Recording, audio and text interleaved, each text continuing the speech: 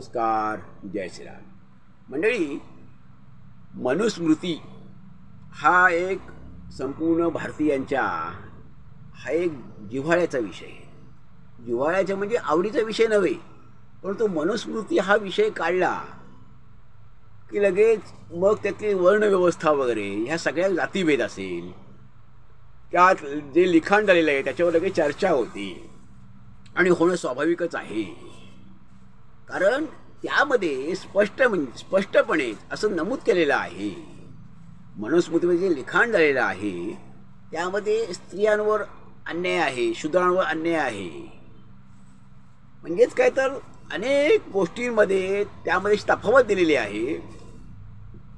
माणसाला माणूस म्हणून वागणूक जी दिली पाहिजे, एकच जात असली, माणूस जात असली पाहिजे, माणूस किंवा धर्म असला पाहिजे, ती शिकवण आम्हाला मनुस्मृतीतून मिळाली का? तर मनुस्मृतीतून ती शिकवण आम्हाला मिळू शकली नाही. त्यामुळेच हे वर्णव्यवस्था झाली, आमच्या समाजामध्ये भेद निर्माण झाले, जाती निर्माण झाल्या, शोषण सुरू झालं. ते सगळं या मनुस्मृतीला म्हणून सर्वजण जबाबदार धरतात, जबाबदार धरलं जातं.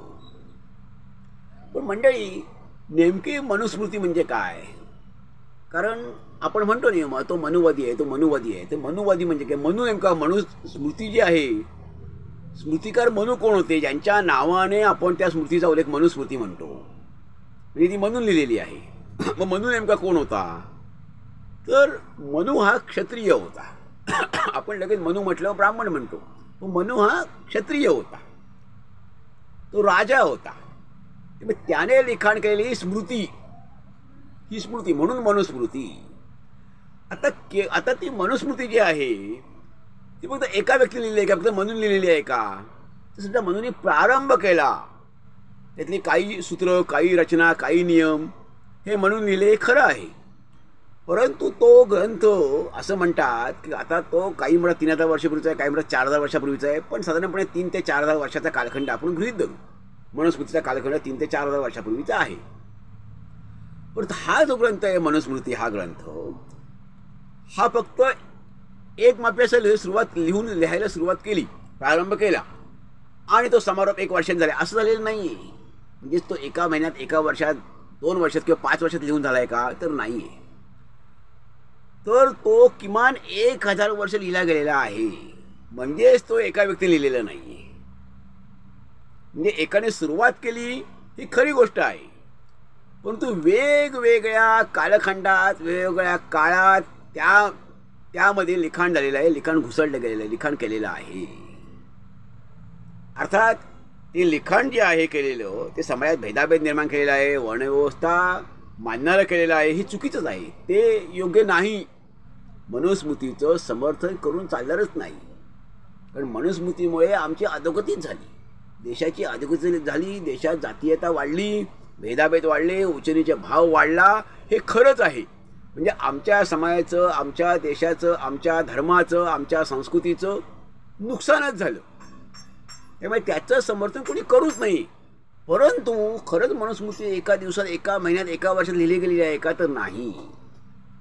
ती किमान 1000 वर्ष लिहिली गेलेली आहे आणि वेगवेगळ्या काळात वेगवेगळ्या व्यक्तींनी, मग ते कुणी असतील, समाजातले असतील किंवा समाजाबाहेरचे, म्हणजे ऋषी असू शकतात, कुणी असू शकतात व्यक्ती, त्यांनी त्यात लिखाण केलेलं आहे. आणि असं सर्व लिखाण मिळून मग ती एक स्मृती झालेली आहे, तिला नाव मनुस्मृती दिलं गेलं. मनु हा क्षत्रिय होता, त्यांनी सुरुवात केली, पण त्यात अगणित लोकांनी त्या काळात, म्हणजे साधारणपणे 50 वर्षांनी, 100 वर्षांनी, 150 वर्षांनी, 200 वर्षांनी, 400 वर्षांनी, असं जवळजवळ ते 1000 वर्ष लिखाण होत राहिलेलं आहे. असा तो ग्रंथ तयार झाला, अशी ती स्मृती तयार झाली.